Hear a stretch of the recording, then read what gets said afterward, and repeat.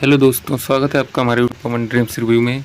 तो आज हम एक वीडियो बना रहे हैं जिसमें हम आपको बता रहे हैं कि मेरा स्कोर 201.5 से 253 कैसे पहुंचा, कैसे मैंने अपने स्कोर को सुधारा। पहले मैं मॉक टेस्ट देता था तो 110 नंबर, 110 प्रश्न या 105 प्रश्न, 100 प्रश्न ऐसे ही सही होते थे।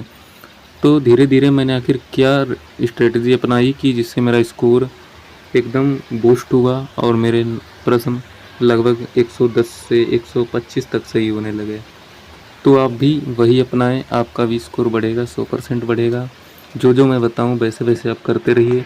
और अब तो एग्ज़ाम में 8-10 दिन बचे हैं, तो मेरी जो राय है, अगर आप वो काम करें तो आप अब भी अपना स्कोर बूस्ट कर सकते हैं।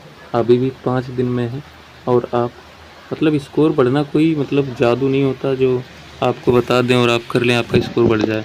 स्कोर बढ़ने के लिए कुछ तरीके अपनाए जाते हैं जो आपका स्कोर बढ़ाने में मदद करते हैं। तो सबसे पहला तरीका एक है कि आप आते हुए प्रश्न को गलत ना होने दें। जैसे अगर आपको मान लिया, जैसे अनुच्छेद 15 आ रहा है, आपको अनुच्छेद 15 में मान लिया धर्म निषेध, जाति के भेदभाव के बारे में वर्णन है। अगर आपने इस प्रश्न को आपको पता है तभी टिक करिए, अपनी गलतियों पर काम करो। जैसे मेरे पहले हिंदी में लगभग 28, 29, 30 यही सही होते थे। तो मैंने सोचा आखिर मेरा हिंदी इतना क्यों गलत हो रहा है, आखिर क्या कमी है मेरी हिंदी में। तो फिर मैंने धीरे धीरे अपनी हिंदी को सुधारना शुरू किया। मैं प्रश्न वही लगाता था जो मुझे सही होते थे। फिर मैं ऑप्शन पे एनिमुलेट करना सीखा कि इसका ये ऑप्शन तो क्लियर नहीं हो सकता। फिर धीरे धीरे ये मैं करना चालू किया और मेरे प्रश्न सही होने चले। फिर मैथ में क्या किया, मैथ में आप सबसे ज़्यादा लगाया करो जो जैसे पहले सर ने जो पढ़ाया है वो लगाओ। फिर उसके बाद बुक से ज़रूर रिवाइज करो। अगर आप बुक से रिवाइज नहीं करोगे तो आपका स्कोर नहीं बढ़ेगा। और दूसरी बात, मॉक टेस्ट में सबसे बड़ी चीज़ जो होती है, बच्चे मॉक टेस्ट देने से डरते हैं। अगर आपने उस डर को दूर कर लिया तो आपका स्कोर 100% बढ़ेगा। पहले सोचो कि मैं मॉक टेस्ट लगाने जा रहा हूँ, तो पहले सोच लो कि मॉक मैं देने जा रहा हूँ, तो मॉक पहले सोचो कि मुझे डरना बिल्कुल भी नहीं। मैं घर में लगा रहा हूँ तो इसी क्या डरना, कोई ये तो है नहीं कि एग्ज़ाम नहीं निकलेगा मेरा। तो सबसे पहले डरना बंद करो। और एग्ज़ाम में भी यही, आप अगर एग्ज़ाम में भी अपने डर पर काबू कर लोगे तो आपका स्कोर हूबहू बढ़ेगा।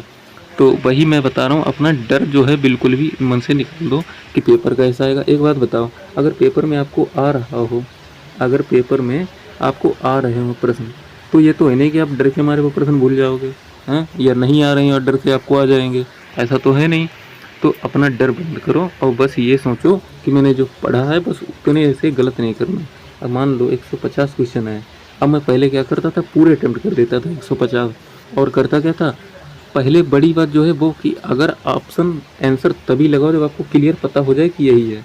यही मैथ में आपको पता चला कि आपका 15 आंसर आया और उसमें 14, 15, 16 आंसर है और 15.5 है।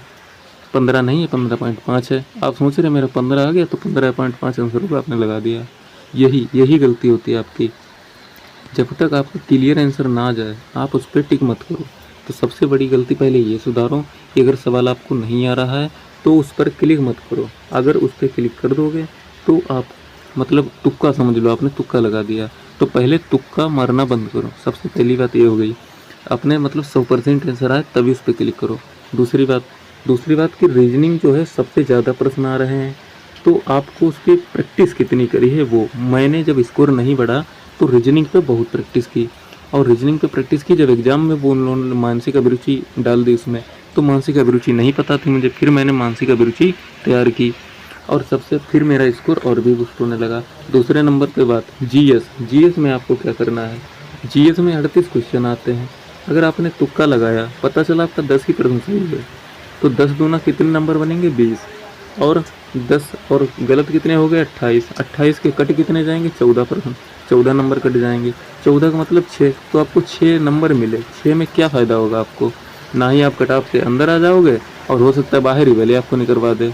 तो पहले तो जीएस में आप एक्यूरेट पहले देखो। 38 में अगर आपको 20 या 21 प्रश्न बन गए करेक्ट, पूरे सही के सही, तो आप इतने पर ही रुक जाओ, इसके ऊपर तुक्का मत लगाओ।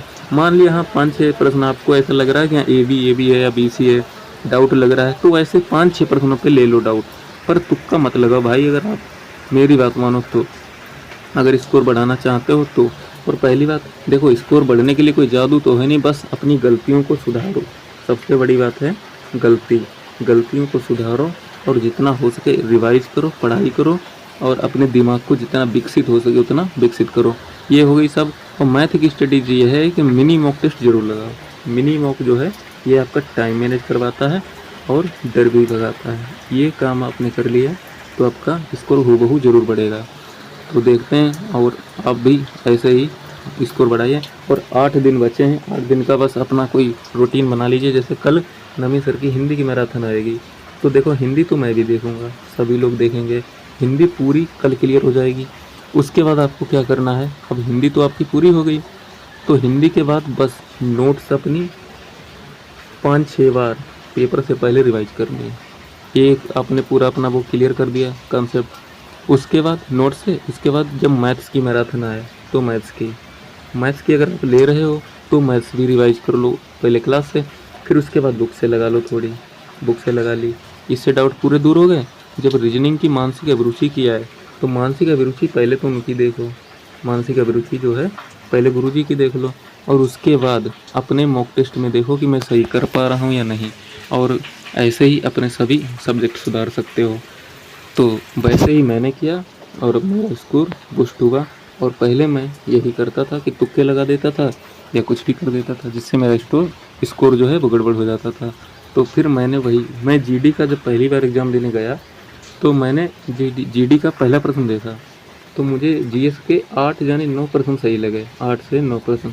तो मैंने 8-9 प्रश्न सही लगे और मैंने क्या किया, 8-9 पे तुक्का लगा दिया, पूरे 20 प्रश्न करके आ गया। जब एग्ज़ाम की आंसर की आई 8 प्रश्न मेरे सही हुए और 12 प्रश्न गलत हो गए। तो मैंने सोचा कि 8 तो मुझे पता ही थे, 12 बेकार में तुक्का लगा दिए। फिर मुझे गलती का एहसास हुआ कि तुक्का एग्ज़ाम में बिल्कुल भी नहीं लगाना है। तो फिर मैंने तुक्का लगाना बंद कर दिया।